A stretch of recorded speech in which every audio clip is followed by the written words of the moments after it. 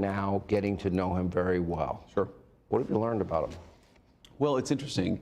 One, I've learned that he has the most interesting decision-making process of any person I've ever met. And I think it's what makes him such an effective leader is that when he actually is thinking about doing something, he doesn't just ask like, you know, his closest advisor or some policy person. You know, if it's going to affect a business, he'll call the business's CEOs. He'll go and try to talk to the workers. He tries to take inputs from everywhere. And I think it's one of the reasons why he's so in tune with where the American people actually are. But it's also, I think, one of the geniuses of the way that he makes decisions is that he actually tries to talk to everybody.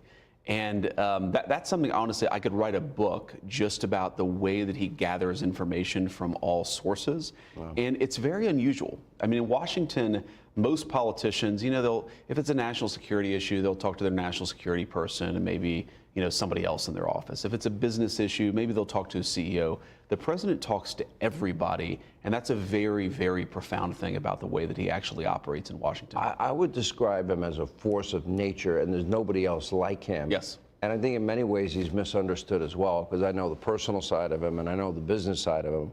And as we've seen hundreds and hundreds of executive actions, yes. And you've been here barely a little over a week now. Yeah. Pretty speed of light. It's speed of light. You know, we've, I think, accomplished, honestly, more in 8 days than the entire Biden administration accomplished in 4 years. And of course, the things that we're accomplishing are actually good things, and the things they were accomplishing were mostly bad things. But the president has incredible energy. I mean, this is something you hear other people say about him, and it's hard to really appreciate it until you're up close and personal. I don't know how much he sleeps or if he ever really sleeps. I mean, you'll get phone calls from him. I can answer that. He doesn't sleep a lot.